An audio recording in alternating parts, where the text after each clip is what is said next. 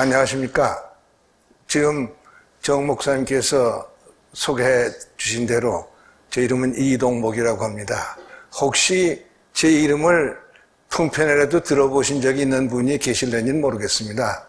저는 이제 1971년 그때는 제가 한국일보 기자를 하고 있었는데 우리나라가 북한하고 남북회담을 시작하면서 누가 언론계에서 한 사람이 와서 도와주는 게 좋겠다라는 정부 측의 희망이 있고 그분들이 한국일보에 당시 있던 저를 지목을 해서 남북회담에 참가해달라는 그런 그 권유가 있어가지고 그때 순진한 생각에 이 남북관계가 금방 무슨 전광석화처럼 터지는 줄 생각하고 집사람하고 상의도 없이 신문사를 그만두고 이 남북회담하는 일에 뛰어들어가서 이제 그러고 지금 한 거의 50년 가까운 세월이 됐습니다. 제가 이제 1970년대 초하고 1990년대 초에 그 남북회담은 제가 실무자이긴 하지만은 그 회담을 거의 우리 쪽에서는 제가 끌고 나가다시피 했었습니다. 그리고 이제 1993년에 이제 또 남북회담이 남북회담은 이어졌다 끊어졌다 해왔으니까 또 중단되면서 제가 이제 남북회담 일선은 떠났죠. 그러나 그 뒤로 여러 가지 일을 했습니다. 국회에도 좀 들어가 있었고 학교에서 아이들을 좀 가르치기도 했고 여러 가지 일을 했습니다만은 그러나 그 한 번 배운 도둑질인가 이 남북 관계라든가 이 통일 문제에 대해서는 관심을 놓을 수가 없어서 그 뒤로도 제 아주 가장 중요한 관심 분야가 되어왔습니다. 그래서 이제 이 문제 가지고 가끔 여러분들을 뵙고 제 생각을 말씀드리고 또 의견을 나누는 기회를 쭉 가져왔습니다만은 사실은 이제 얼마 전에 제가 유튜브에서 정 목사님이 이 설교하시는 것을 한번 들었어요. 그러고 이 정 목사님 참 훌륭한 분이구나. 한번 기회가 있으면은 만나 뵈었으면 하는 생각을 했었는데 마침 여러분들 또 아시는 분이 계실는지 모르지만은 경제학을 하시는 조동근 교수라고 하는 분이 평소에 제가 가까이 지나고 또 나라 걱정을 하는데 늘 같이 모여서 하는 분이 있습니다. 그분 댁에 혼자가 있어서 초청을 받아서 갔더니 목사님께서 주례를 쓰시더라고요. 그날 이제 거기서 처음 뵈었습니다만은 그날 잠깐 뵙고 수인사를 했고 그런 뒤에 목사님께서 저한테 전화를 주셔가지고 오늘 이번에 이 기회에 인천에 와서 목사님 교회에 나오시는 여러분들하고 그 생각을 좀 나누는 기회를 갖는 게 어떻겠느냐 하는 말씀이 있어서 우리말에 불감청이언정 고소원이다는 심경을 가지고 오늘 여러분을 뵙게 됐습니다. 여기 준비한 이 파워포인트는 평소에 제가 이제 기회 있을 때마다 대학생들하고 얘기할 때 쓰던 그 파워포인트입니다. 그래서 요건 이제 지나가면서 제가 말씀드리는 데 따라서 넘길 테니까 제가 드리는 말씀은 한쪽으로 들으시면서 좀 눈여겨보시면은 이해하시는데 좀 도움이 될 겁니다. 그러니까 그 파워포인트에서 대해서 크게 신경 쓰지 마시고 제 말씀을 들어주시면 고맙겠습니다. 오늘 이제 제가 여러분하고 좀 1시간 남짓한 시간 가지고 생각을 나눠보는 문제는 두 가지입니다. 하나는 대한민국이라는 우리나라가 그동안 어떻게 변천해 왔느냐 하는 걸 한번 되짚어 보면서 통일 문제라는 것이 과연 우리에게 어떤 문제냐 하는 것을 좀 가지고 말씀을 드리겠습니다. 이 통일 문제를 가지고 말씀을 드리려고 그러니까 필연적으로 그 벽대에 제가 말씀을 드려야 될 것이 있습니다. 그건 뭐냐면은 평화 문제입니다. 평화와 전쟁 문제입니다. 지금 우리가 어떻게 될는지는 모르겠습니다만 금년에 우리가 아주 굉장히 중요하게 참 겪고 넘어가야 될 그 사회적 현안의 하나가 통일 문제가 될 것 같습니다. 통일 문제가 되게 돼 있어서 여건이 성숙해서 그렇게 된 것이 아니고 지금 여러분들이 뽑아서 정권을 맡겨드린 분들이 이 통일 문제에 대해서 굉장히 서두르고 있습니다. 그러니까 우리가 원하건 원하지 않건 간에 이 통일 문제를 가지고 우리가 좀 소가리를 해야 될 해가 오늘 금년에 될 것 같아서 거기에 대한 예비적인 지식을 여러분들하고 함께 나누려고 하는 것이 오늘 제가 여러분한테 말씀드리는 목적이 되겠습니다. 자, 지금 이제 우리 정부를 맡고 있는 분이 평화를 말씀합니다.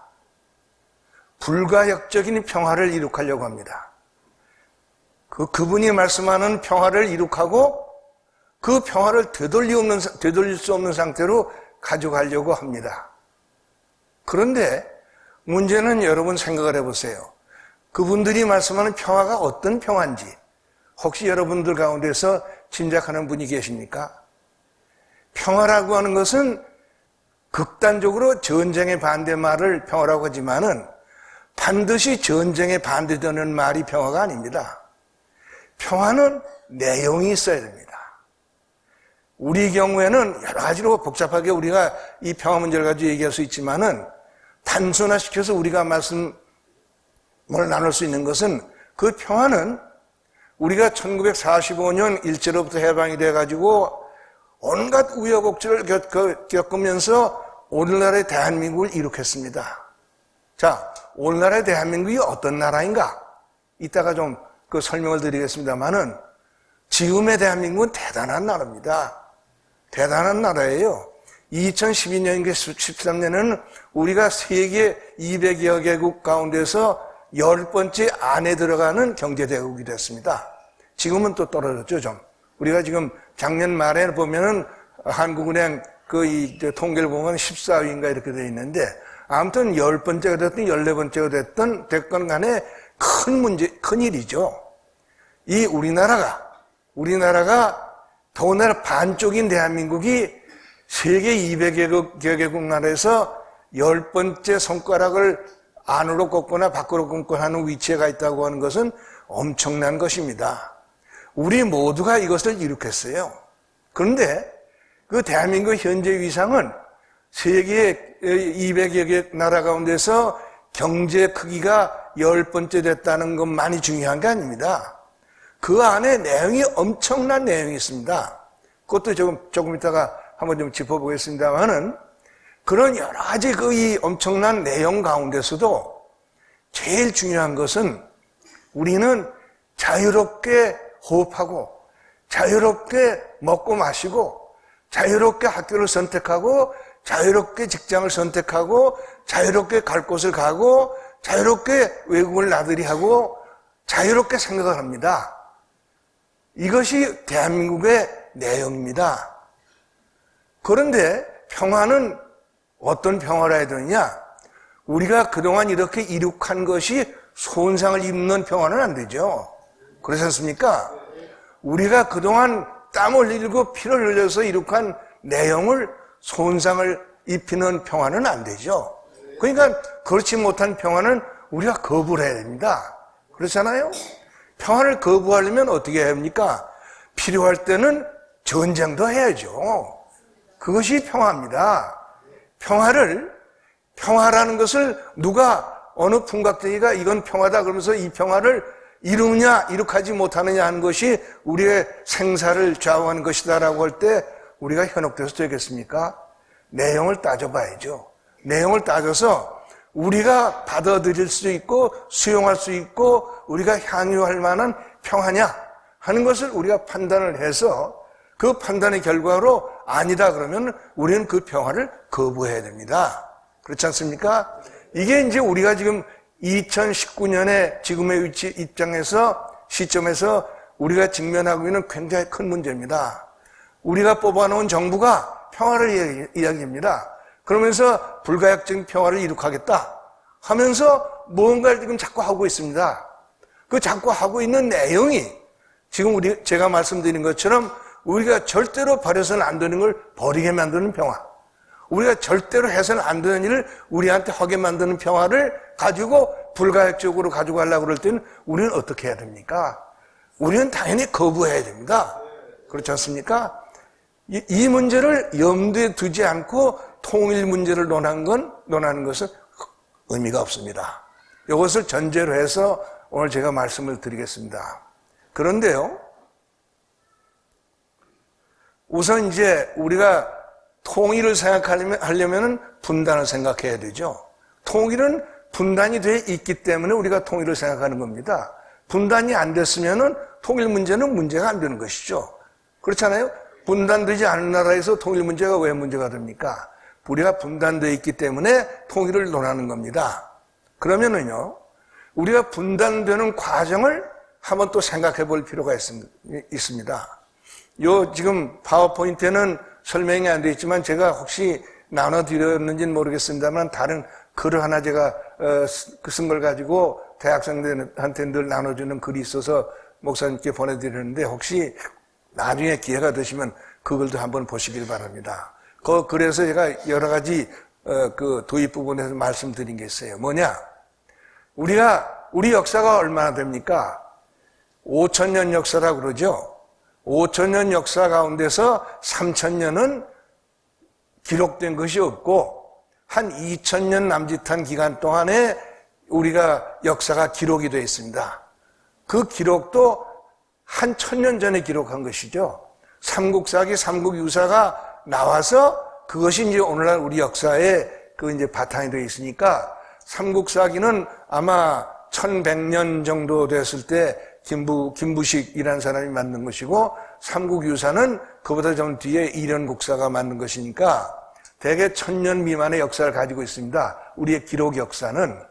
그 기록된 역사를 가지고 보더라도 2000년 전에 한국은 하나의 나라가 아닙니다. 하나의 나라가 아니었고 수십 개의 부족들이 여기저기서 나라도 아닌 나라들을 가지고 하던 시대입니다. 그러다가 이제 기원 원년 전후에서 기원전 54년에 신라가 생기죠. 그리고 조금 있다가 고구려가 생기고 조금 있다가 백제가 생기지 않습니까? 그러니까 그때부터 이제 세 개의 나라가 한반도와 만주를 국토로 해서 생겨납니다. 분단돼 있었죠. 세 개의 나라로. 분단돼 있다가 600년 되어가지고 신라가 당나라의 힘을 빌어가지고 통일을 하죠. 백제를 점령하고 고구려를 점령해가지고 왈 통일을 이룩하지만은 그 통일은 말이 통일이지 통일이 아닙니다. 왜냐하면 국토의 5분의 4를 상실했으니까요. 우리가 만주까지 포함하던 소위 한민족의 강토가 있었는데 그 신라 삼국통일 결과로 신라의 땅은 이 인천에서 속초를 잇는 선까지가 신라 땅이 됐고 그 나머지는 우리 땅이 아니죠. 근데 사실은 아직도 우리 땅이었습니다. 신라가 고구려를 망치고 나서 한 30년 동안은 신라가 이 한반도와 만주를 통해서 존재하는 유일한 한민족의 민족 국가였죠. 그러나 그때도 이 백제 유민들은 백제 유민들대로 고구려 유민들은 고구려 유민들대로 독립운동을 또 벌였습니다. 그러다가 690몇 년인가 만주에 발해가 생겨나졌습니까? 발해가 생겨나서 한 300년 동안 그 왕조를 유지합니다. 그런데 그렇게 말하면은 우리는 삼국시대가 남북국 시대로 변한 거죠. 근데 그 뒤에 어찌된 연고인지 우리 역사학자들이 발해를 우리 품으로 잘 받아들이지는 않습니다. 그래서 발해가 우리나라냐 아니냐 하는 데 대해서 지금까지는 요즘 이제 여러 가지 이제 얘기들이 나오고 있습니다만은 우리나라 땅으로 받아들이지 않는 그런 사관을 지배했죠. 그래서 그렇게 본다면은 이 발해가 그러니까 신라가 900 몇 년입니까? 990 몇 년에 망하면서 이 곧 직전 한 30년 전까지 한 50년 전까지 발해가 있었으니까 남북국 시대가 있다가 완전히 이제 그 한반도에 하나의 나라만 남게 된 게 고려죠. 고려가 이제 900석이 얼마입니까? 제가 연도를 잃어버렸는데 그때 이제 고려가 생겨나가지고 국가가 되는 한반도에는 하나의 국가만 남는데 그 고려가 신라의 땅보다 넓지가 않았어요. 그러다가 이제 뭐 별로 원산까지 올라갔죠. 원산 평양까지 올라갔지만은 그 이북은 완전히 허허벌판 아무도 지배하지 않는 그런 땅이었는데 이제 한 100년 지나서 성종 때인가 이제 누굽니까? 이 거란군이 쳐들어왔을 때 우리 이제 아주 말 잘하는 그때 신하가 있어서 말로 거란을 승복해가지고 압록강까지 우리가 땅을 넓혔고 그 다음에 두만강까지 간 건 그보다도 한 400년 뒤인 신라 세종대왕 때 김종서 장군이 두만강까지 가서 비로소 압록강 두만강까지 우리나라가 된 것이죠. 이게 이제 우리가 걸어온 길입니다. 그러다가 이제 이시조선이 1910년에 일본한테 식민지로 점거당하고 35년 동안 우리가 이제 이 식민지 생활하다가 1945년에 해방이 되고 48년에 이제 대한민국이 건국돼가지고 됐는데 건국된 대한민국이 한반도 전체를 우리가 차지하지 못하고 38선 이남만 차지해가지고 분단 다시 되는 것이죠. 그런데요, 여기서 한번 여러분이 생각해 보세요.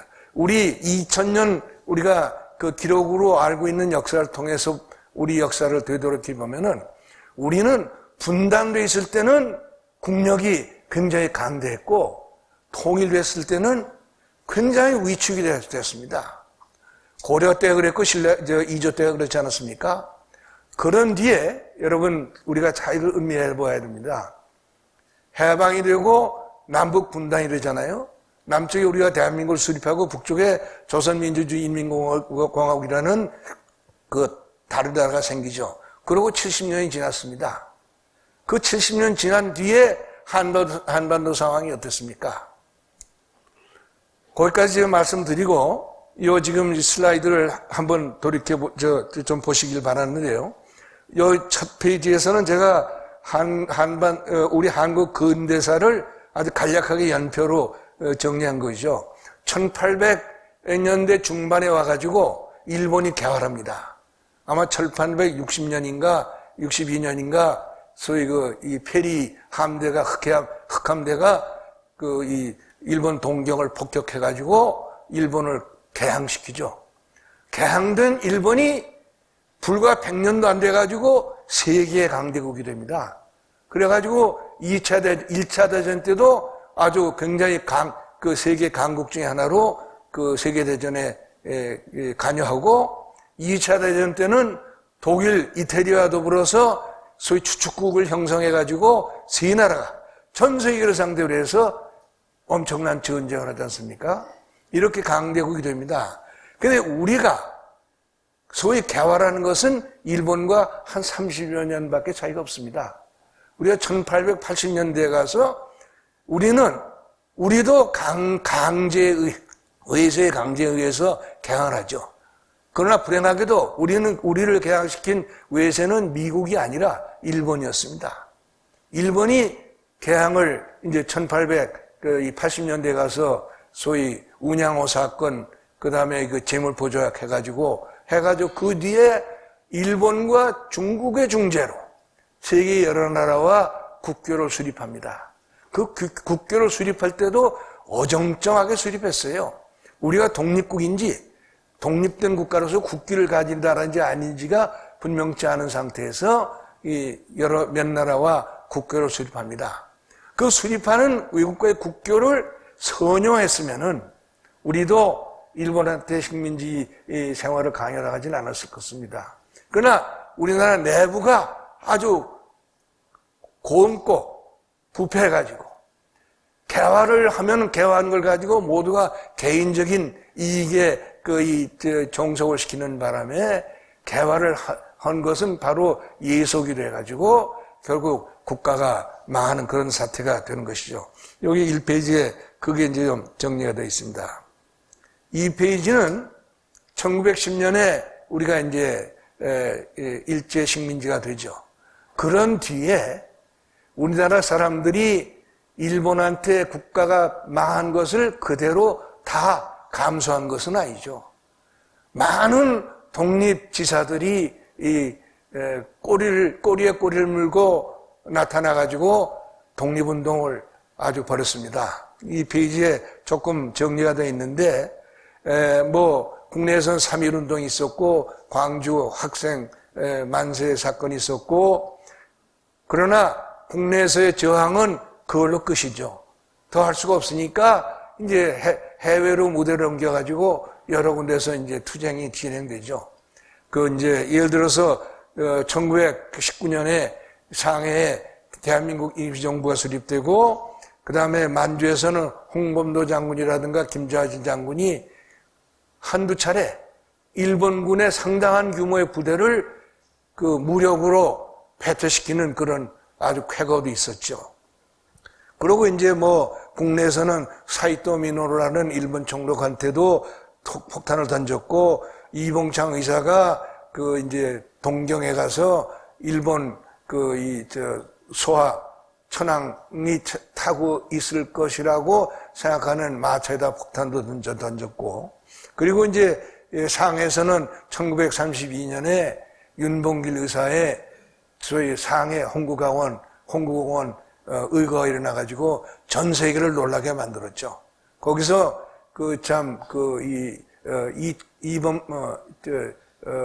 이청천 장군이 만들어준 폭탄을 가지고 홍구공원에서 일본 천황 생일 기념일이죠. 거기에 모여있는 단상에 일본 사람들 향해서 변또 도시락 폭탄을 던져가지고 거기서 일본 육군대장 하나가 즉사했고, 나중에 1945년 9월 3일 날인가 동경만에서 미소리 함상에서 메가더 장군한테 일본 정부가 항복하는 의식을 할 때 일본 정부를 대표했던 시게미츠라고 하는 일본 외무대신이 다리 하나를 거기서 잃어버리고 막 그런 일이 생겼죠. 그런 일도 생겼습니다. 그러고 이제 미국에서는 이승만 박사가 구미위원부라는 걸 만들어가지고 아주 굉장히 독립운동을 열심히 하고 이제 그랬습니다. 그러나 이런 독립운동이 우리가 지금 자꾸 이걸 망각하고 있는 것이, 이 독립운동을 한 분들의 노고라든가 위대한 이 정신을 우리가 조금이라도 폄하해서는 안 되고 찬양해야 마지 않고 기려야 마지 않지만은 엄연한 사실은 그분들의 힘으로 우리가 해방이 되질 않았어요. 이걸 우리가 망각하면 안 됩니다. 우리는 어떻게 해서 해방이 되느냐? 1941년 12월 7일 날 일본이 진주만을 기습합니다. 이래가지고 일본하고 미국하고 사이에 전쟁이 벌어집니다. 원래 미국은 이제 1783년 독립을 하고 나서 1차 대전 직전까지 소위 몬로 독트린이라고 그래가지고 아주 완전히 세국주의로 다른 나라 일은 쟁여 안 한다. 미국, 카나다 국경 사이 바깥의 일은 우리는 모른다 해가지고 세계에서 일어난 일을 모른 채 했어요. 그런 동안에 유럽에서는 이제 1차 세계대전이 일어나죠. 1차 세계대전이 일어나니까 미국이 참전을 안 하는 거예요. 미국이 참전을 안 하는데 어떤 계기가 생겨서 전쟁이 한참 진행되는 그러고 나서 미국이 참전을 하죠. 미국이 참전하니까 전세가 바뀌는 거예요. 워낙 미국이 이 경제력이 워낙 이 강력하니까 이 미국의 경제력이 뒷받침을 하니까 전세가 역전해서 독일이 패망을 하죠. 그래가지고 1919년에 1차 대전이 끝납니다. 그러니까 이제 세계가 어떻게 하면 앞으로 이런 엄청난 세계적인 전쟁을 일어나지 않게 해야 되느냐 하는 문제를 가지고 만국평화회의를 열었습니다. 만국평화회의를 여는데 거기에 이제 그 미국 대통령 당시에 우드로 윌슨 대통령이라고 그 이승만 대통령의 박사학위 논문을 감수해 준 분이죠. 이분이 아주 이상주의자라서 이 세계를 전쟁의 공포로부터 벗어나게 하기 위한 굉장한 이 생각이 많았어요. 그래가지고 이것을 소위 14개 선언이라고 해서 14포인트 아주 유명하죠. 14개 선언에 그 내용을 담았어요. 이렇게 하자, 이렇게 하자. 그 중에 하나가 한 조항이 뭐냐면은 모든 나라는 그 나라의 민족이 자기의 운명을 결정하게 하자. 민족 자결권을 한 조항으로 담았죠.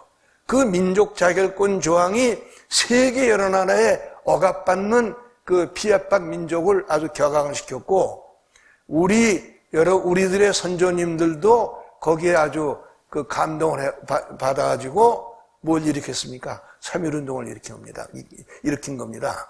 그러나 미국이라는 나라는 우드로 윌슨의 그런 위대한 이상주의를 받아들일 준비가 안 됐어요. 그래서 미 의회가 그 윌슨이 만국평화회의 하는 것을 부결해버렸어요. 가지 못하게 했어요.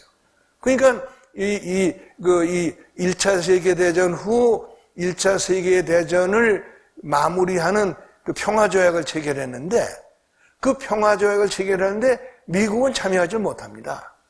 이래 미국이 참여가 배제된 가운데 아주 극단주의에 흐른 사람들이 그 비엔나 조약인가요? 조약을 만들었어요. 이게 어떤 조약이냐 하면은 패전한 독일한테 감당할 수 없는 징벌을 가한 거예요. 감당할 수 없는. 엄청난 소위 벌금을 주고 절대로 부직갱이 하나도 만들지 못하게 만들고 이렇게 되니까 그걸 지키면은 독일이 살아날 수 없으니까 히틀러라는 사람이 나와가지고 독일 사람들 선동했죠. 야, 이 외국 사람들 시키는 대로 하다가 우리는 살 수가 없다. 우리는 여기서 일어나야 된다. 해가지고 나치즘이 독일의 권력을 잡아가지고 불과 3년 사이에 독일이라는 게 워낙 참 위대한 민족이긴 합니다. 불과 3년 사이에 2차 대전을 일으킨 데 필요한 군사력을 정비하는 겁니다. 군사력을. 그래가지고 이제 2차 대전이 이제 일어났죠. 그러고 이제, 그런 동안에, 그렇게 해서 이제 우리가 3.1운동이 일어나고 2차 대전이 이제 진행되는데 2차 대전에도 미국은 참전을 못해요. 아직도 미국 사람들은 절대로 국경 밖에 전쟁에 나가서는 안 된다 그래가지고 그 당시에 미국 대통령이 아마 연만하신 분들은 다 아시겠지만 프랭클린 델라노 로즈벨트라고 그래서 미국 역사에 유명한 분이죠. 4차례에 걸쳐서 대통령하는 분이니까 이분은 세계대전에 나가고 싶은데 의회가 용납을 안 해요. 그래서 꽁꽁 앓고 있는데 무슨 일이 생겼느냐. 일본이 진주만을 폭격했단 말이에요. 그러니까 미국이 일본에 대해서 선전포고하고 그러니까 일본의 동맹국인 독일, 이탈리아에 대해서도 전쟁을 선포하게 돼가지고 그 다음부터는 이제 미국의 그 엄청난 국력이 전쟁에 투입돼가지고 2차 대전에 전세를 뒤집는 거예요. 그 과정에서 이제 미국이 참전함으로 해서 2차 대전은 이미 끝난 거나 다름없죠. 2차 대전은 1939년에 10월에 독일이 폴란드를 침공함으로 해서 시작됐지만은 41년에 이제 진주만 그 습격으로 2차 대전에 미국이 참전하게 되니까 43년쯤 돼가지고는 이미 전쟁은 끝났다. 전쟁 끝난 뒤에 뭘 해야 되느냐 하는 걸 가지고 미국, 영국, 그다음에 러시아, 소련, 중국 이런 나라들이 전후 처리 문제를 상의하기 시작합니다. 그 1차로 상의한 데가 이집트 수도 카이로죠. 43년 11월에 거기 모여가지고 이제 전후 문제를 얘기하는데 한국은 낄 자리가 없죠. 아무도 한국은 대변해 줄 사람이 없어요. 루즈벨트 대통령은 이 사람은 우리 시체말로 말하면 좌익입니다. 이 사회주의에 대해서 동경심을 가지고 있는 사람이에요. 우리가 여러분이 아시는 분은 아시지만은 미국이 1930년대에 엄청난 경제공황을 당해가지고 그 벗어나는데 프랑클린 루즈벨트의 뉴딜 정책이 아주 빛을 발합니다. 뉴딜이라는 게 뭐냐면 국가의 돈을 가지고 사람들을 동원해가지고 산업을 일으킨 거죠. 그런데 방법이 사회주의적인 방법이 되니까 미국에서 난리가 나가지고 뉴딜 정책으로 추진하던 정책은 완성된 게 없습니다. 완성된 게 모두가 거의 대부분이 국회의 의결로 중도에 중단이 돼요. 중단이 되지만은 미국이라는 위대한 나라의 위대성이라는 것은 한번 불을 지르니까 꺼지질 않는 거예요. 그 꺼지지 않는 불이 1940년대에 미국의 흥성을 가져옵니다. 그리고 거기다가 2차 대전이 일어나가지고 2차 대전을 뒷받침하기 위한 군수산업이 미국의 산업을 아주 그냥 급속도로 발전시키는 게 됩니다. 그런 상태에서 카이로 회담이 열렸으니까 한국 문제는 거기 낄 자리가 없어요. 그런데 다행히 장개석 총통이 중국의 장개석 총통도 그때 큰 발언권이 있는 건 아닙니다. 중국이 워낙 내부가 복잡하니까. 근데 장개석 총통이 용케 윤봉길 의사의 그 홍구 사건 때문에 조선 민족에 대해서 생각이 달라졌어요. 도와줘야 되겠다. 그래가지고 사실은 이게 아주 굉장히 중요한 문제가 있습니다. 1943년 11월에 장개석이가 이 카이로 가기 전에 장개석이 이끌던 국민당 간부들한테 지시를 합니다. 한국 문제를 내가 가지고 어떻게 가서 얘기하면 좋으냐? 의견들을 내놔라. 그러면서 그 한국 문제를 가지고 가려면 한국에 무슨 법적 지위가 있어야 되니까 그 중경에 와 있던 대한민국 임시정부를 중국이 인정을 하는 문제는 어떻게 생각하느냐 물어본 거예요. 지금 우리 사회는 장개석 총통이 이끄는 국민당 정부가 대한민국 임시정부를 승인했다. 그런 얘기를 하는 분들이 있습니다. 그리고 세계 여러 나라 가운데서 그 중국의 중화민국 국민당 정부가 유일하게 대한민국 임시정부를 승인했다. 그렇지 않습니다. 카이로 회담을 앞두고 장개석 총통이 그 한국 문제를 어떻게 하면 좋냐는 걸 지시를 해가지고 그 지시에 따라서 연구를 하던 국민당 간부들이 기록을 남긴 게 있어요. 그것을 단국대학의 한무승 교수가 그걸 가지고 논문을 쓴 게 있습니다. 그 논문에 기록이 다 나와 있어요. 그때 국민당에서 굉장히 고민을 합니다. 대한민국 임시정부를 승인할 거냐 말할 것이냐. 그런데 승인을 안 하기로 합니다. 보류하기로. 왜 보류하기로 하느냐? 대한민국 임시정부가 있는 것 같지는 없다 그거예요. 임시정부가 하나도 아니고 그 안이 너무 복잡해서 누구를 상대로 해서 할 줄 모르겠다. 그렇기 때문에 그 가져가서 얘기하다 망신당할 가능성이 있으니까 그냥 조선 민족의 문제로 그 얘기를 해가지고 그 독립을 시키는 방향으로 합의를 모색하십시오 해서 그걸 가지고 장개석이가 갔어요. 그래서 장개석이가 가지고 그 문제를 거론했죠. 그랬더니 처음에 처칠이나 루즈벨트가 반응이 신통치 않아요. 그리고 루즈벨트는 그때부터 뭐라고 말을 했냐면은 우리가 필리핀에서 경험을 해보니까 준비 안 된 민족한테 독립을 주면은 탈이 많더라. 훈련을 시켜야 된다. 교육을 시켜서 준비를 시켜가지고 독립을 줘야지 준비 안 된 민족한테 독립을 줘가지고는 뒤를 감당하기 어렵다. 이렇게 얘기를 해요. 그러나 원론적으로 그래서 나온 말이 in due course of time. 적당한 시간이 흐른 뒤에 독립을 시켜준다 하는 원칙적인 합의랍니다. 그걸 가지고 이제 끝나고 카이로 회담이 끝나고 거기에는 스탈린이 참석을 안 했기 때문에 바로 이 루즈벨트하고 처칠이 이란 수도 테헤란으로 가서 이 스탈린을 만나가지고 그 얘기를 합니다. 그랬더니 스탈린은 엉뚱한 얘기를 하는 거예요. 거기서 루스벨트가 최소한도 40년 내지 50년 정도는 신탁 통치를 해가지고 그 국민을 정치 교육을 시켜가지고 독립을 줘야 된다. 그러니까 스탈린이 무슨 소리냐? 당장 독립을 시켜야 된다. 해가지고 식도꼭독 하다가 그 이상 구체적으로 얘기를 못 합니다. 그리고 그 다음에 이제 전쟁이 계속돼가지고 45년에 가서 얄타 회담이 있었고 포츠담 회담이 있었죠. 얄타 회담 때는 그때는 이 루스벨트가 딴 게 정신이 없어요. 국제연합, 유엔을 만드는 것. 유엔을 만드는 것에 대해서 소련의 동의를 받는 게 급하기 때문에 다른 문제는 논의할 여가가 없어요. 근데 거기서 이제 스탈린이 동의를 해주죠. 조건이 몇 가지 있었어요. 동의를 해주는데 소련이 그때 소련에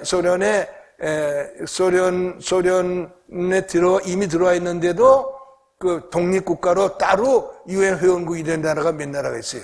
백러시아라든가 우크라이나라든가 이게 다 소련방에 들어가 있는데 네 개 나라인가 5개 나라가 소련이 덤으로 안고 들어가죠.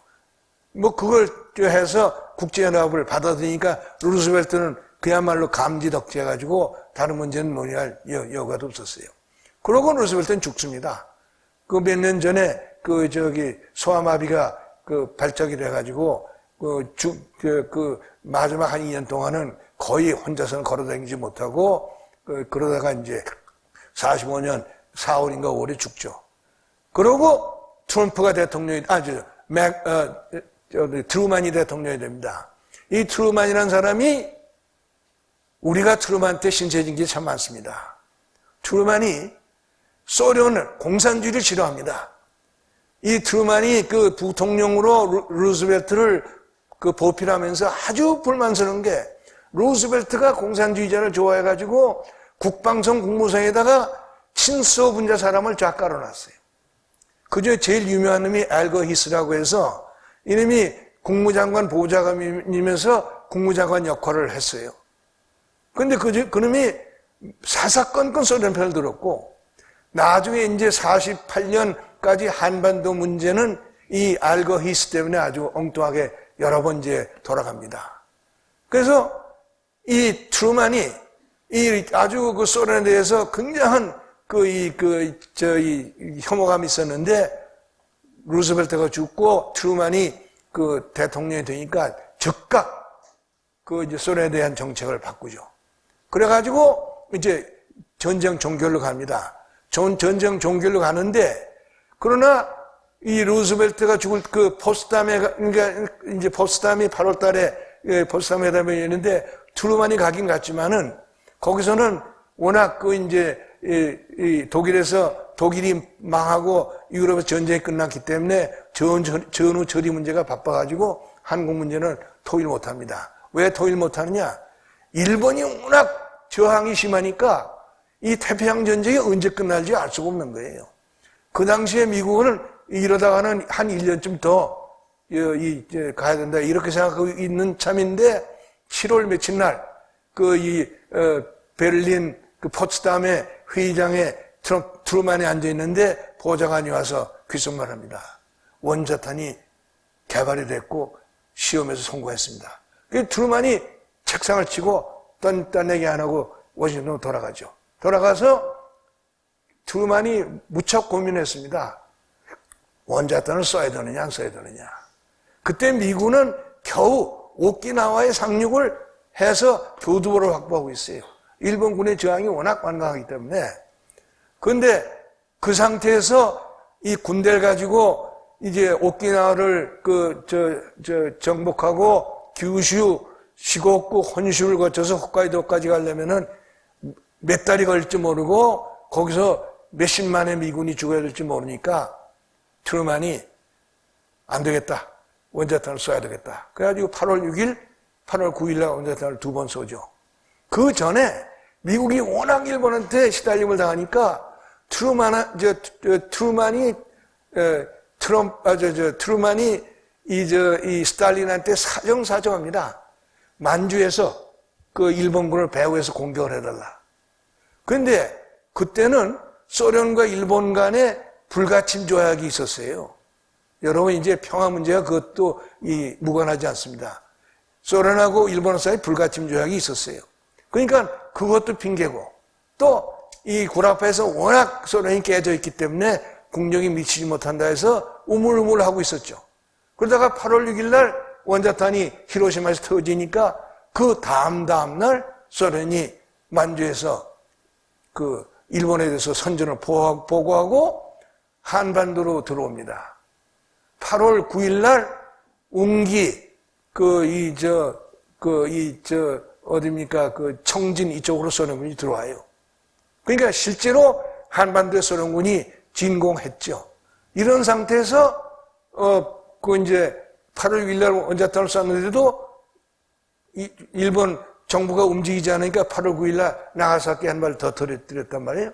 그랬더니 8월 10일 날 일본 정부가 일본 천황이 제네바에 있는 국제적 십자위원회를 통해 가지고 항복하겠다 하는 의사를 미국에 전달합니다. 그래서 미국이 8월 10일부터 이제 전쟁을 끝내야 되겠는데 그럼 8월 15일 날 항복을 해라. 그러마 이렇게 되는데 문제가 생겼어요. 전쟁이 끝나면은 한반도하고 저쪽 이제 북해도 문제가 심각해지는 게 소련이 8월 9일 날 선전포고를 하면서 전쟁이 끝나면은 한반도하고 북해도는 소련군이 점령하겠다 이렇게 주장을 하는 거예요. 그러니까 이 트루만이 야단났단 말이죠. 그래서 그 당시에 합동참모본부의 당직 장교로 있던 찰스 본스틸이라는 대령하고 딘 러스크라는 대령한테 대통령이 지시를 합니다. 너희들 한국 지도를 가지고 한국을 어느 선에서 끊어서 소련군을 남하시킬 수 있는지 연구해봐라. 그런데 이 본스틸이나 러스크가 다 군사학을 공부한 사람이에요. 그래서 한반도에서 임진왜란 때 한반도 분할론이 나왔었다는 것, 또 1904년에 일로전쟁 직전에 영구에서 39도선을 경계로 해가지고 한반도를 분할하자는 안이 나왔다는 걸 아니까 이걸 중심으로 한국의 수도가 미군의 그 장악하에 있는 것을 전제로 해서 그을 수 있는 선이 어디였냐? 38선을 찾은 거예요.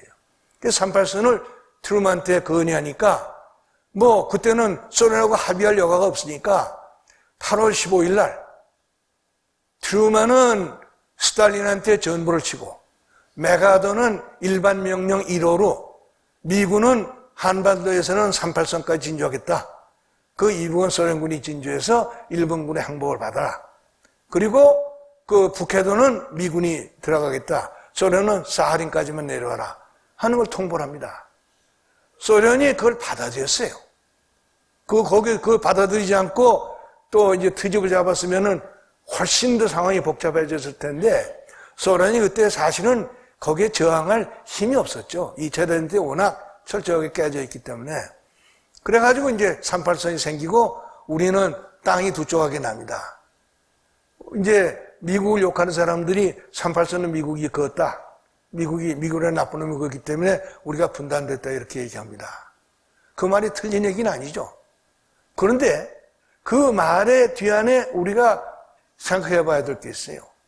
38선이 그어지지 않았으면 남한도 소련 땅이 됐습니다. 이걸 알아야 됩니다. 남한이 소련 땅이 됐으면 어떻게 되느냐?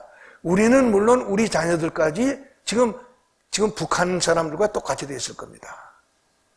이거를 면하게 만든 것이 트루만입니다. 이거를 우리가 하나의 가치 차원에서 염두에 두고 38선 문제를 얘기해야 됩니다. 38선을 미국이 건 건 사실입니다. 그러나 미국이 건 결과로 해서 어떤 결과가 되느냐 하는 것은 우리가 음미하고 그 음미된 걸 가지고 38선 문제를 논해야 될 것 아니냐 하는 것입니다. 이런 문제가 있습니다. 제가 이걸 자꾸 여러 건너뛰었는데요. 이제 그렇게 됐습니다. 그런데요. 그런데 전후 처리, 2차 대전 전후 처리로 한반도를 어떻게 해야 되느냐는 강론에 대해서는 아직 국제적인 합의가 없어요. 그래가지고 1945년 12월 16일부터 24일까지 모스크바에서 미, 영, 소련 3개국 외상회의가 열립니다. 거기서 뭐 설랑설레가 있었지만은 어떻게 합의가 이루어지느냐? 한반도는 이 일본군을 철수시킨 뒤에 5년 동안 신탁 통치를 한다. 신탁 통치를 해가지고 그동안 조선 민족으로 하여금 민주주의 정치를 할 수 있는 교육을 시킨다. 그 5년 동안은 미국과 소련과 영국, 중국이 그 신탁 통치를 하는데 그동안 훈련을 위해서, 교육을 위해서 조선 사람들로 구성되는 이 과도 정부를 만든다. 그 과도 정부를 만드는 방법은 미국과 소련이 공동위원회를 만들어서 상의해라. 이래서 1946년하고 47년 미소공동위원회가 열립니다. 그동안 국내는 난리가 나죠. 그 이제 45년 그 해방 직후에 미국서 이제 이승만 박사가 돌아오고 이제 중국에서 김구 주석을 비롯해서 임시적 요원들이 들어오고 국내에서도 뭐 이제 여러 과거 이제 독립운동하는 분들이 태양 박빛 속으로 나오죠. 이북에서는 조만식 씨를 비롯해서 국내에서 독립운동하는 분들이 기지개를 켜는 가운데 45년 9월 16일 날 원산항을 통해서 김일성이가 등장을 합니다. 그래서 10월 16일인가 평양에서 김일성 장군 귀국 환영대회를, 개선 환영대회를 소련군이 합니다. 그래서 조만식 선생이 거기를 갑니다. 가서 깜짝 놀라요. 조만식 선생이 김일성이라는 사람의 이름을 들어보기 시작한 것이 1930년대부터인데 그러면 노인네가 나와야 되는데 36살짜리 아주 시퍼런 청년이 등장을 해가지고 내가 김일성이요 그런단 말이에요. 그러니까 그 자리에서 조만식 선생이 큰일 났다. 아 이게 가짜가 등장해가지고 하는구나. 그래가지고 돌아와서 사실은 그 순간부터 조만식 선생은 가족을 정리해서 다 남쪽으로 보냅니다. 부인과 자녀들 다 남쪽으로 보내고 측근 갓가 있던 분들 다 남쪽으로 보내요. 그런데 그 중에 수행비서로 있던 사람이 오영진이라고 하는 극작가입니다. 이 극작가인 오영진 씨가 자기는 끝까지 남아서 조만식 씨를 지키겠다고 그러는데 조만식 씨가 야단을 칩니다. 야 이놈아, 네가 남쪽으로 와서 북에서 생기고 있는 일을 글로 적어서 남쪽 동포들로 하여금 알게 해야지. 네가 여기서 남아가지고 날 도운다고 남아있어가지고 뭘 가지고 날 도울 수 있느냐. 그래가지고 쫓아냅니다. 그 오영진 씨가 서울에 돌아와서 서울에 와가지고 하나의 증언이라는 책을 썼어요.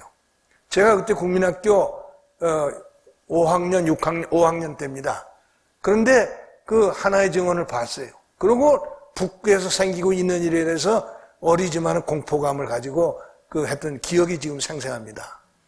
그래서 조만식 선생이 거기 있다가 결국 구금되고 소련이 이 김일성이가 워낙 경력이 없고 그러니까 자신이 없으니까 어떻게든지 조만식 씨를 앞장세우려고 그래요. 조만식 씨가 절대 그 생각을 안 하니까 결국 연금됐다가 언젠가 돌아가셨겠죠. 그렇게 됩니다. 그렇게 가지고 이제 하는데 서울에서는 미소공동회의가 열리니까 깨졌죠. 왜 깨졌느냐? 소련에서 뭘 요구하느냐? 앞으로 과도 정부를 만들 때 이 모스크바 삼상회의에서 결정한 신탁 통지에 찬성한 정치인과 정당만을 참여시키지 반대한 정당 사회에서 개인은 참여 못 시킨다.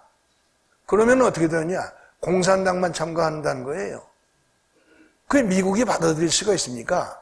안 된다. 모든 정당 사회단체 개인을 참가시켜야 된다. 안 된다. 그러니까 깨질 수밖에 없죠. 그걸 가지고 좌익 사람들이 지금 미소공동회의를 미국이 깼다. 이렇게 비판합니다. 미국이 어떻게 안 깰 수가 있습니까? 당연히 깨야죠. 그 당시에 그 소련의 미소공이 대표를 했던 스티코프라는 놈이 미소공기가 깨지고 평양으로 돌아가기에 앞서서 누굽니까? 미 점령군 사령관 하지 장군한테 예방을 옵니다. 예방을 와가지고 뭐라 그러냐? 이 미소공동이래가 잘 안 되는데 이유가 당신네들이 이런 주장을 하기 때문에 안 되는데 당신네들은 미국과 한반도 사이에는 태평양이 가로막고 있어서 조선반도에서 무슨 일이라도 당신한테는 이해관계에 관계가 없다. 그러나 소련은 조선반도와 육지를 연하고 있기 때문에 조선반도에서 소련에 반대하는 정치인이나 정치 세력이 정부로 이제 참가해서는 안 된다. 그러고 갔어요. 그래서 깨진 겁니다. 그러니까 미국이 어떻게 합니까? 미국이 그때는 44년에 국제연합이 결성이 돼가지고 뉴욕의 레이크 석세스에 있는 유엔 본부에서 유엔이 기능을 발휘하고 있었죠. 유엔 총회 의안으로 상정합니다. 의안으로 상정한 제목이 한국의 독립 문제입니다. The Problem of Independence of Korea예요. 그걸 가지고 1947년 11월 11일 날 표결을 해서 유엔 총회 결의 111-2호가 채택이 됩니다. 내용이 뭐냐? 유엔 감시하에 인구비례에 입각한 자유총선을 해가지고 정부를 세워라. 독립을 시켜라. 이렇게 결의가 됩니다.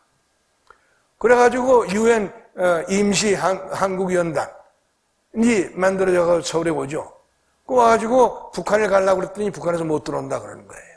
우리는 그 유엔총회 결의를 받아들일 수 없다. 그러니까 그 임시위원단이 본부에다가 전보를 보냅니다. 어찌하오리까? 이 북한에 못 들어가면 절반이 안 되는데. 그러니까 유엔 본부에서 48년 2월에 유엔 소총회가 파리에서 열립니다. 거기서 결의를 해요. 유엔 감시가 가능한 지역에서 우선 선거를 실시해서 정부를 세워라. 다음 문제는 다음에 이야기하자. 그래가지고 48년 5월 10일 날 우리 재헌국회의원 선거가 실시되는 거예요. 그래가지고 거기서 이제 재헌국회가 구성되고 헌법이 제정되고 7월 17일 날 헌법이 제정돼가지고 거기 따라서 8월 15일 날 대한민국 정부가 수립돼가지고 대한민국의 독립을 선포하는 겁니다. 이렇게 됩니다. 이랬더니 9월 9일 날 평양에서 우리도 있다. 그러니까 조선민주주의인민공화국이라는 이름의 정부 수립을 선포합니다. 근데 이게 사실은 문제가 있는 것이 북한에서는 이미 1947년에 인민위원회라는 이름으로 정부가 수립되어 있었어요. 정부가 수립돼가지고 군대를 만들었고 조세를 징수했고 여러 가지 독립정부로서 구실을 하던 건데 공산주의자들은 선전히 모든 문제에 우선하는 전략이기 때문에 꾹 감추고 있다가 남쪽에서 8월 15일 날 건국을 선포하니까 우리도 있다 하지 9월 9일 날 DPRK를 선포를 하는 거예요. 그러니까 현실적으로 한반도에 두 개의 국가가 수립됐어요. 어느 게 정통성이 있느냐 하는 문제를 누군가 가려야 될 것 아닙니까? 그런데 이 독립 문제를 해결한 이 산파가 유엔이니까 유엔이 48년 11월 달에 다시 이 문제를 가지고 토의를 합니다. 의안 이름이 똑같이 The Problem of Independence of Korea. 한국의 독립 문제예요. 그래가지고 12월 13일 날 이 유엔 총회 결의 125-3호를 결의하죠. 거기서 뭐라고 그러냐? 한반도에서 절대 다수의 인구가 사는 지역. 이제 38선 이남에 3분의 2가 살고 북에 3분의 1이 사니까 3분의 2가 절대 다수 아닙니까? 절대 다수가 거주하는 지역에서 유엔 감시하에 자유총선거에 의한 합법정부, 괄호하고 대한민국이 수립되었다. 그리고 지금 한반도에 수립된 이러한 정부는 대한민국 유일하다. 그 대한민국만이 합법정부라 선포합니다. 그리고 그 5항에 가면은 앞으로 한반도의 통일이 아직 완성이 돼 있지 않으니까 앞으로의 통일은 유엔 총회 결의 111-2호에 의해서 통일을 완수해라. 그건 북한에 가서 유엔 감사에 총선을 하라는 얘기죠. 그 다음에 8항에 가면은 앞으로 세계 모든 나라들이 대한민국과 수교를 할 때는 대한민국이 유엔이 승인한 한반도 유일 합법정부라는 것을 전제로 해서 관계를 수립해라 이렇게 되어 있습니다. 이 유엔 총회 결의 125-3호로 무엇이 분명해졌냐? 한반도에 등장한 두 개 국가 가운데 대한민국이 유일한 합법적인 국가고 북한은 비합법적인 존재다 하는 것을 유엔이 선포한 거예요. 그리고 이것을 해결하는 방법은 유엔 방식으로 해결해라 이런 것인데 그동안 70년의 세월이 지나는 동안에 이것이 관철이 안 됐습니다. 관철이 안 됐을 뿐더러 지금에 와서는 불가역적 평화라는 이름으로 북한의 편에 서서 북한의 주장을 수용해가지고 통일 문제를 해결하려고 하는 정치적 풍조가 지금 우리나라에 지금 이렇게 되고 있다 하는 것을 우리가 꼭 염두에 두고 앞으로 통일이 그 유엔 결의에 따라서 이루어질 리는 없어요. 그러나 앞으로 통일이 이루어질 때는 우리가 그동안에 분단이 어떻게 돼서 분단이 됐고 이 분단이 통일되는 과정에 이러이러한 일이 있었다는 것은 최소한도 역사로 정리하고 그 정리된 역사에 입각해서 공정한 방법에 의한 통일을 이룩하도록 우리가 무장을 해야 된다 하는데요. 지금 여러분의 자녀들은 그걸 모르고 있습니다. 아마 여러분 가운데서도 모르시는 분들이 계실 거예요. 학교에서 배우질 않으니까 언제부턴가 학교 교과서에서 그게 사라졌어요. 유엔 총회 결의는 싹 사라지고 분단이 어떻게 이루어진 것인지 이것을 아무도 가르쳐주지 않습니다. 그리고 가장 중요한 건 오늘 분단된 남북 간에 전개되어 있는 현실이 뭔가? 북한은 공산주의 체제입니다. 우리는 민주주의 체제입니다. 1948년 우리가 대한민국을 건국하고 북이 이 조선민주주의 인민공화국을 수립했을 때 선택한 내용이 있어요. 그 내용이 뭐냐? 남쪽은 정치는 자유민주주의, 소위 다원주의, 경제는 자본주의 시장경제, 그리고 사회는 경쟁사회. 경제라는 건 뭡니까? 기회는 균등하지만은 결과는 경쟁을 통해서 능력이 나은 사람이 좀 더 가져가고 능력이 못한 사람이 좀 덜 가져가는 그런 제도를 우리가 받아들였어요. 이 제도는 세계에 지금 보편성을 갖는 제도이기 때문에 우리는 세계와 섞이기 위해서 개방을 택했고 그 개방 속에서 국제화를 택했습니다. 그러나 북한은 공산주의 독재를 택했죠. 공산주의 독재라고 하는 것은 일당 독재, 1인 독재입니다. 말하자면 한 사람이, 한 나폴레온이 완전히 모든 걸 결정하는 정치고 그러니까 사회는, 경제는 사회주의 계획경제예요. 숟가락 하나, 젓가락 하나도 다 계획을 하는 경제란 말이에요. 이 계획경제라는 것은 문명이 고도로 발달된 선진국가에서도 계획경제를 할 수가 없어요. 왜냐하면 인간의 성품에는 계획을 할 수 없는 부분이 있어요. 그 계획할 수 없는 부분은 계획 가지고 커버가 되질 않아요. 그렇기 때문에 이 자본주의 체제에서는 그렇게 계획 경제를 하지 않고 경쟁을 통해 가지고 경쟁력이 있는 사람은 그 경쟁력에 의해서 좀 우대를 받고 경쟁력이 없는 사람은 좀 못한 대로 받되 그러나 거기에 복지라는 정책을 통해 가지고 못 사는 사람도 아주 그 최소한데 소위 이 생존을 유지할 수 있는 최저를 보장하는 보완책을 가지고 하는 것이 자본주의 시장 경제인 것이죠. 그런데 지금 이제 우리 사회가 지금 야단이 나 있습니다. 작년에 이 정부 들어서고 나서 제가 시간 때문에 복잡하게 말씀 안 드리겠습니다만은 요즘 이제 경제가 잘 안 되는 것을 이 정부도 인식을 하고 있으니까 대통령이 지금 여러 가지 경제 행보를 하고 있습니다. 그런데요, 지금 문 대통령이 저렇게 움직여가지고는 절대로 경제가 살아날 수가 없습니다. 왜냐? 저는 1982년부터 88년까지 삼성에 가서 한 5년 동안 사장 노릇을 했고 1년 동안은 그 돌아간 이병철 회장의 고문을 했습니다. 거기서 기업이 무엇이냐 하는 것을 아주 굉장히 이 가슴으로 느꼈어요. 기업이 뭐냐? 기업은 기업 의욕입니다. 기업 정신입니다. 그 삼성의 이 사분이 뭐냐? 사업 보국입니다.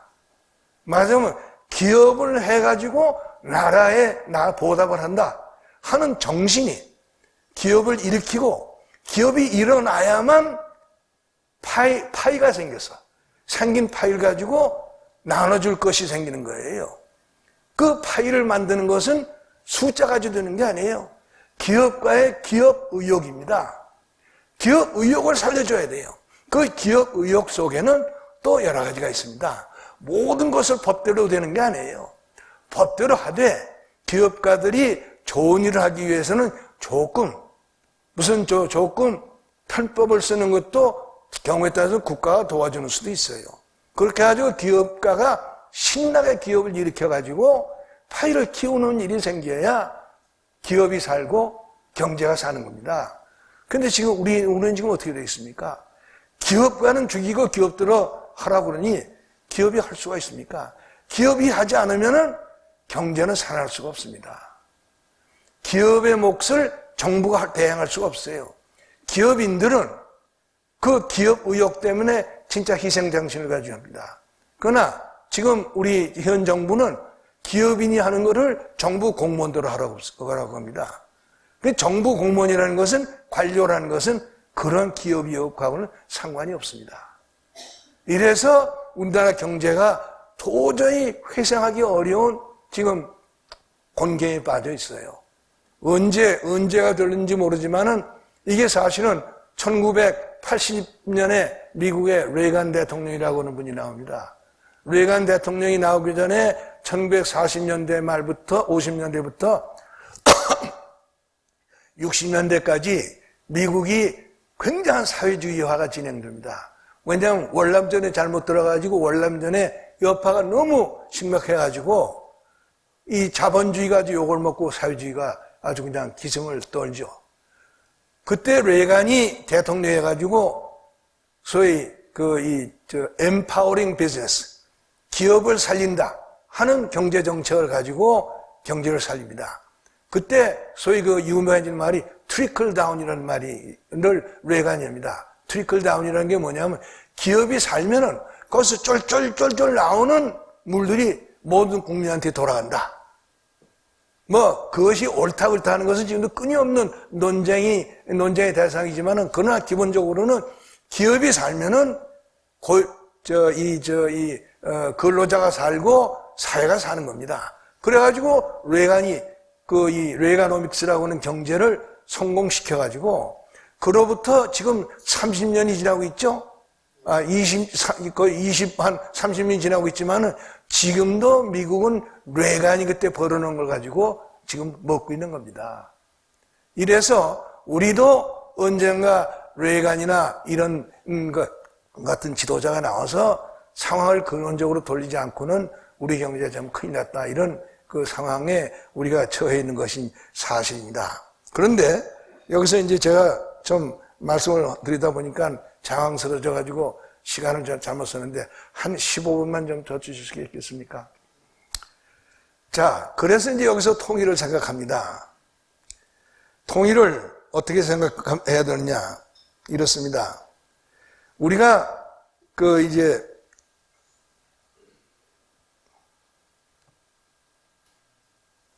45년에 분단됐을 때 천연자원이 어떻게 분포됐느냐 하는 걸 이거 보여줍니다.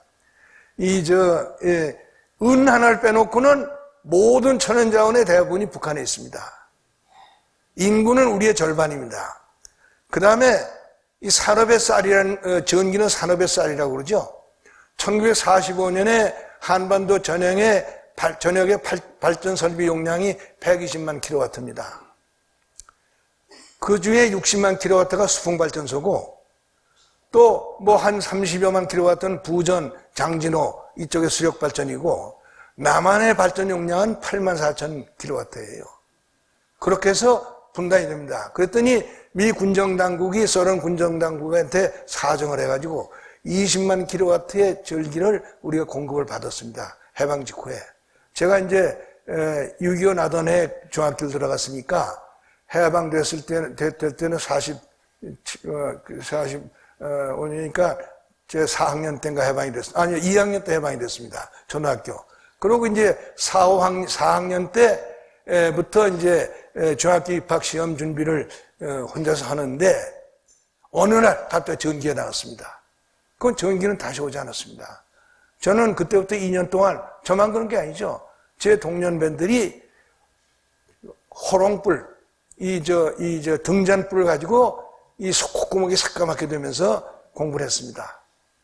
그렇게 했는데 48년에 어떤 문제가 생기느냐.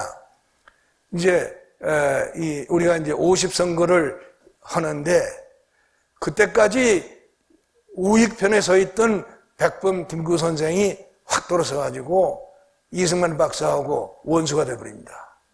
그리고 통일을 해야지 독립을 해서는 안 된다. 단독 정부는 안 된다. 이래가지고는 극렬하게 아무튼 미국하고 싸우고 이승만 박사하고 싸웁니다. 그러다가 이제 뭐 50선거가 실시되니까 그래도 당신은 대한민국 정부를 인정 못하겠다.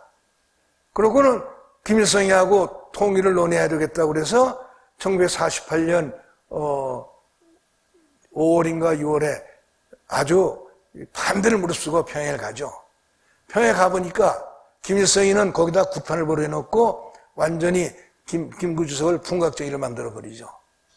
그래가지고 이제 서울로 돌아오기 직전에 여관에서 이제 김일성, 김두봉, 그 다음에 김규식 박사, 김구 네 분이 자리를 같이 해가지고 김구 주석이 김일성한테 그렇게 사정을 합니다. 자, 분단은 이제 기정사실화 됐으니까 분단이 오래가지 않도록 하자. 근데 그 전에 한 가지만 부탁을 하자. 그동안 북에서 남해 주던 전기하고 또 물이 있습니다. 옹진반도가 남쪽이 38선 이렇게 끊고 지나가가지고 이 해주를 포함해서 남쪽 일부가 38선 이남이에요. 근데 이게 육지로 연결이 안 됐으니까 물이 없습니다. 그 물을 연백평야에서 계속 공급했어요. 그 물하고 전기는 좀 계속 달라. 그러니까 김일성이가 시원스럽게 어이 그런다. 그래서 백범이 돌아와가지고 그 사실을 국민들한테 자랑합니다. 김일성이가 이렇게 약속했다. 근데 그 3주일 후에 전기가 다 끊어져 버립니다. 물도 끊어져 버립니다. 그러곤 난리가 나니까 미국이 필리핀 마닐라에 와 있던 인디펜던스함이라고 하는 발전선을 인천 앞으로 가져와요. 근데 발전선의 발전 용량은 3만 킬로와트밖에 안 되니까 그야말로 언발의 오줌덕이죠. 그런 채로 우리가 6.25를 당했고 그 다음에 6.25 전쟁을 겪고 나서 그러고 50년대 말에 가서야 우리가 이제 여기저기 수력발전, 화력발전 해가지고 조금씩 전기를 쓰죠. 제가 64년에 이제 풀브라이트 장학금 받아가지고 인디애나 대학에 좀 가 있었습니다. 그때 디트로이트라고 가까운데 포드 자동차 공장이 있어서 거길 견학을 갔습니다. 견학을 가서 얘기를 들어보니까 포드 자동차 공장만을 지원하기 위한 화력발전소가 있는데 발전 용량이 60만 킬로와트입니다. 그 얘기를 듣고 저는 아주 기함을 해가지고 용기를 아주 잃어버렸습니다. 그때 우리나라는 23만 킬로와트인 것밖에 안 됐어요. 우리가 언제 이걸 극복하고 산채할 수 있을까? 자, 그런데 지금은 어떻게 되어 있습니까? 지금 여기 지금 70년이 지난 후에 남북 간의 경제가 어떻게 달라져 있는지 한 거 제가 표로 좀 해놨습니다. 우리 GDP가 지금 북한의 50배에 가깝습니다. 이게 뭐 2015년 기준이니까요. 그 다음에 그 이 1인당 GNP도 우리가 한 25배가 되죠. 원유 도입량은 267배. 그 다음에 발전량도 우리가 지금 13배입니다. 13배도 말이 13배지 북한은 발전을 해도 전기를 발전소에서 수요처로 가져가는데 전선이 옛날 외정 때 것이기 때문에 중간에 유실이 많아가지고 전기가 제대로 없을 뿐더러 실수요자들이 쓰는 전기의 전압이 워낙 상태가 나빠서 그런 상황입니다. 이렇게 되어 있습니다.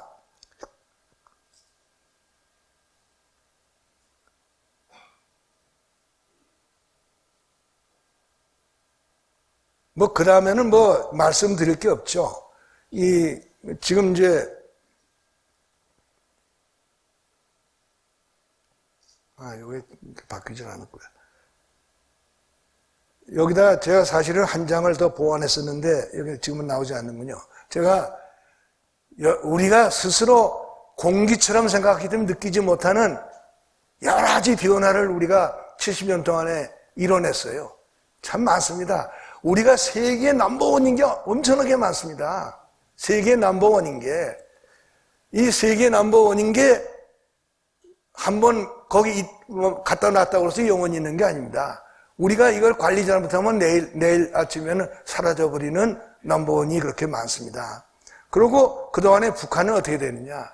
북한은요, 지금 사실은 우리 언론이 그걸 또 학자들이 이걸 등한히 해서 그렇지 북한은 거덜나도 옛날에 거덜났습니다. 북한은 국가 예산을 편성하지 못합니다. 그럴 정도로 경제가 지금 엉망이고 지금 이제 여러 국제기관이 이 여러 나라의 여러 부분을 평가합니다. 예를 들어서 민주주의 지수라고 평가하는 것도 있고 언론자의 지수도 있고 실패한 국가 지수도 있고 국가 위험 지수도 있고 그렇습니다. 많습니다. 여러 기관들이. 어느 걸 하나 북한은 꼴찌입니다. 대한민국은 10위권에 20권 사이를 왔다 갔다 하죠. 자, 이러면 어떻게 되느냐? 이 상태에서 우리가 통일을 생각해야 됩니다. 아까도 말씀드렸지만은 통일을 하면은요,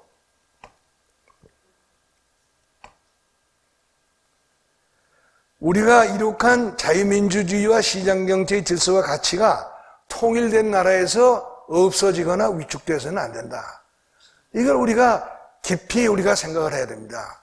또 하나는 북한 동포들을 구원해내야 됩니다. 북한 동포들이 70년 동안 저런 지옥에서 살고 있는데 북한 동포들도 우리와 같은 이런 물질의 풍요로움과 정신적 자유로움을 향유하도록 해줘야 될 것 아닙니까? 그걸 안 하려면 통일을 왜 합니까? 이런 것이죠.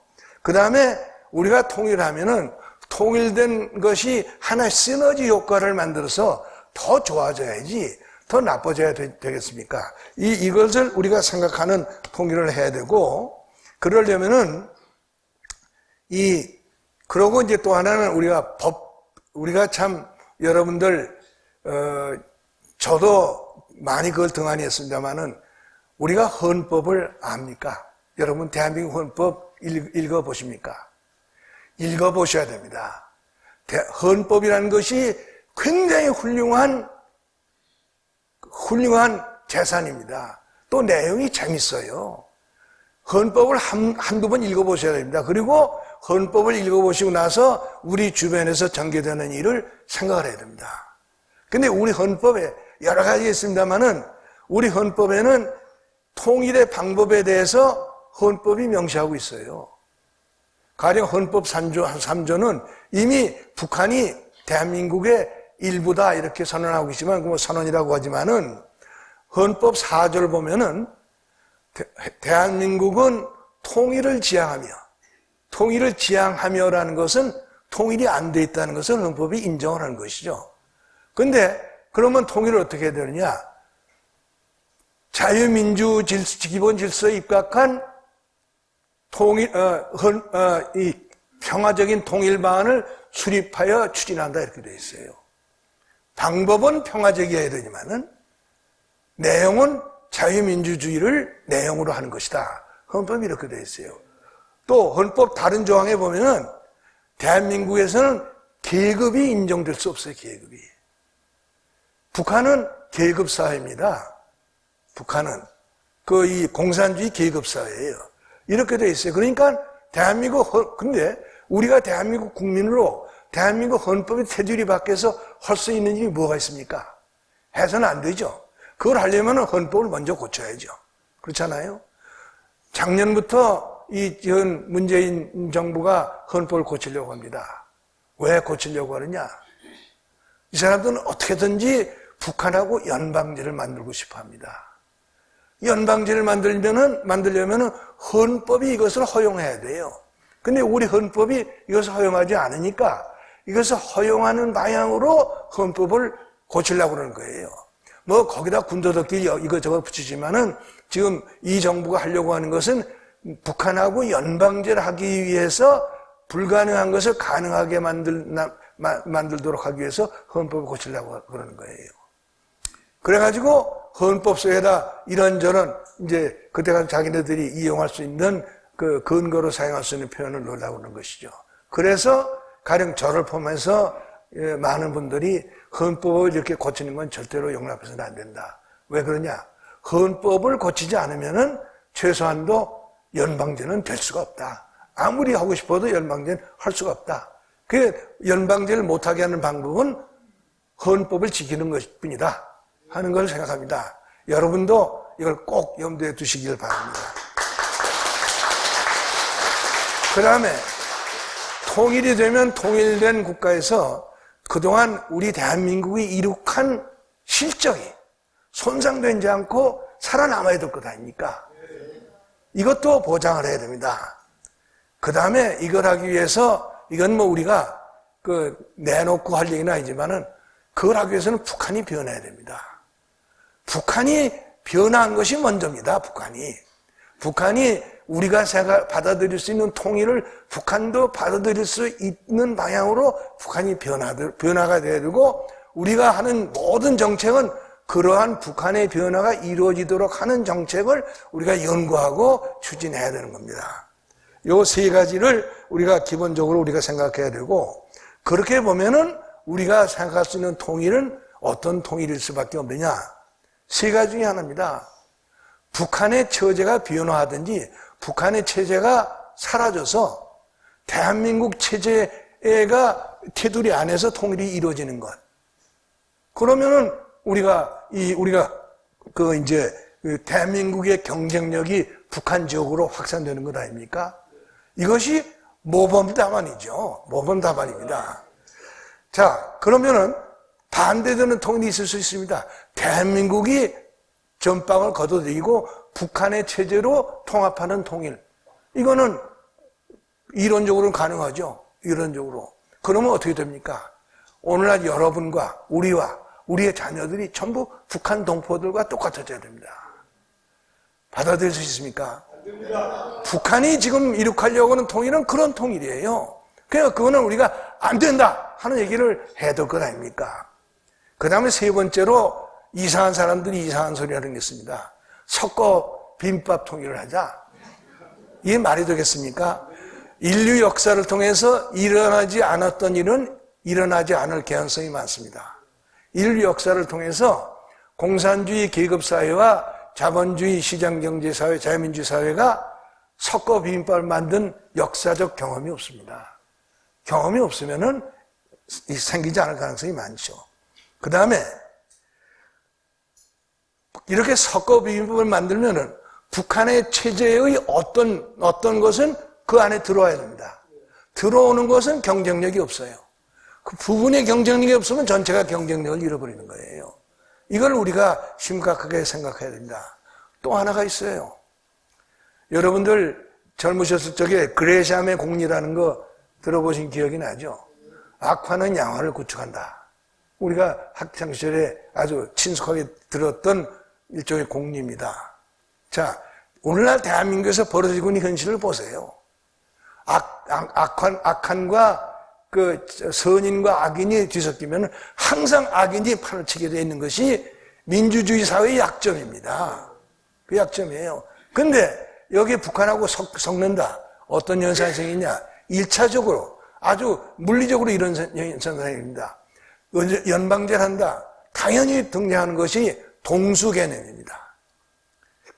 모든 일을 민주주의적으로 하려면은 이 다수 소수의 이 숫자 개념을 가지고 해야 되는데 연방제라는 발상은 그게 아니죠. 남과 북이 동등하게 해야 된다는 거예요. 그러면 국회를 만들더라도 동수로 가져올 겁니다. 50명, 100명으로 구성할 거예요. 그런 논의가 있었어요, 과거. 그럼 어떻게 되냐? 남한에서 50명이 나갔는데 그 중에 절반 이상은 이상한 사람들이 갑니다. 저놈들 똘똘 뭉쳐서 50명이 나옵니다. 그럼 그 국회는 75대 25로 우리가 꺾이는 국회가 됩니다. 그 월남이 그렇게 되는 거예요. 월남이 그렇게 되는 겁니다. 자, 그러고 여기서 이제 결론을 제가 이걸로 결론 삼겠습니다. 우리가 월남전의 기억을 떨쳐버릴 수가 없습니다. 1973년 1월 달에 소위 불란서 파리에서 키신저라고 하는 노회한 이 친구가 월남전의 종결과 평화 회복을 위한 파리 협정이라는 걸 만듭니다. 그래서 이 미국, 중국, 남부 월남이 합의하죠. 그래가지고 월남한테 이걸 뒤집어 씌우죠. 그러고 2년, 그러고 이제 그 평화 협정 안에 보면은 그 당시 전쟁은 이걸로 완전히 종결되는 것이고 앞으로 절대로 무력 행사는 없다 이렇게 됩니다. 그런데 그것과 동시에 파리 평화협정의 중심은 뭐냐 하면은 모든 문제는 민족 차원에서 다뤄야 되고 민족적 문제에 대해서 다른 민족 밖의 사람들은 간섭해서는 안 된다. 그리고 종전 당시에 월남에 있던 무기들은 다 파괴해야 되고 다시는 무기를 도입해서는 안 된다 이렇게 되어 있습니다. 또 외군도 들어와서는 안 된다 이렇게 되어 있어요. 그러고 나서 어떤 문제가 생깁니까? 월남 정부가 점점 더 부패합니다. 그러고 내분이 심각해집니다. 그러니까 그로부터 1년 반이 지난 뒤에 그러고 미국은 완전히 철수해버리죠. 그러고 75년 1월 달에 74년 후반기에서 월맹이 공식적으로 전쟁을 선포하고 월남을 공격하기 시작하잖아요. 아무도 도와주는 사람이 없어요. 그러고 월남 정부 안에서는 그냥 그 평화론자가 그냥 시끄럽게 해서 정부가 어떻게 힘을 못 쓰도록 만들고 또 정부 자체가 부패해가지고 힘을 못 쓰게 되고 이래가지고 75년 5월 31일 날 월맹군이 사이곤에 들어와서 대통령궁을 점령합니다. 대통령궁을 점령할 때 월맹군이 타고 온 무기가 뭐냐? 미국 전차입니다. 미국 탱크예요. 미국 탱크를 포획해가지고 그 탱크를 몰고 사이공의 월남 정부의 대통령궁을 점령합니다. 이것이 가능하게 됐던 그 마술의 저건 뭐냐? 민족, 평화입니다. 민족이라는 이름으로 우리가 어떻게 살 길을 찾지 못하게 되고 평화라는 이름으로 우리 선거를 묶어버리고 상대편은 완전히 아무런 구애받음이 없이 해가지고 월남전을 저렇게 종결시켰습니다. 우리가 그렇게 되지는 않을 겁니다. 얼마 전에 나라를 걱정하는 분들이 대한민국 비상국민회의라는 단체를 만들어가지고 요새 이제 일주일에 한 번씩 이제 공부하는 모임을 갖습니다. 거기에 신원식 장군이라고 우리 합동참모본부 작전부장 하던 예비역 소장이 아주 훌륭한 분이 있습니다. 이분이 9월 19일 날 평양에서 만들어진 남북 군사 분야 합의서라는 것이 얼마나 위험한 것이냐는 것을 내용을 아주 굉장히 적나라하게 분석 비판하는 발표를 했어요. 그러고 굉장히 암담한 미래를 그 예언하시더라고요. 도저히 반박할 수 없는 그런 구구절절히 옳은 그 이 내용을 가지고 거기에 바탕을 두고 미래를 그렇게 암담하게 예상을 하더라고요. 그 다음에 제가 그 얘기를 할 순서가 됐습니다. 그래서 제가 그렇게 얘기를 했습니다. 지금 신임 장군 얘기를 들으니까 아무런 얘기를 할 용기가 나지 않는다. 그러나 다시 생각해 보니까 내가 용기를 버리고 희망을 버릴 수 없어서 내가 이 자리에 섰다. 왜 그러냐? 우리가 수백 년 동안 우리 선조들이 살아온 역사를 보면은 오늘날 우리가 겪고 있는 것보다 훨씬 어려운 시기를 살았던 우리의 선조들이 계시다. 1592년에 임진왜란이 일어났다. 1597년에 정유재란이 일어났다. 1626년에 정묘호란이 일어나고 1636년에 병자호란이 일어났다. 이 1592년부터 1598년까지의 임진왜란 6년 동안은 우리 전국토가 일본군 말박구에 짓밟혔고 사람이 아니었습니다. 그래도 살아나서 그 후손들이 계속 살아나고 우리가 그 후손이고 우리는 대한민국 이 38선 이남에서 오늘날의 대한민국을 건설해냈다. 자, 이해 상상을 해보자. 우리가 1580년에 태어났다고 생각해보자. 그럼 우리가 60평생을 사는 동안에 임진, 정유, 정묘, 병자호란을 겪었다. 우린 그래도 살아날 거다. 이것이 내가 보기에는 역사의 법칙이다 말이죠.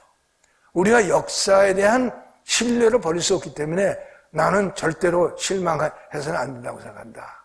우리가 지금 절망에 부닥치는 것 같지만은 조만간 우리한테 희망을 갖게 하는 상황이 일어날 것이다. 그것을 위해서 노력하자. 제가 그런 말씀으로 그날 제 강의를 끝냈습니다. 오늘 제 말씀도 거기서 끝내려고 합니다. 제가 좀 시간을 너무 써가지고 여러분들 참 듣기에 고단하셨을 텐데 장시간 경청해 주셔서 감사합니다. 감사합니다.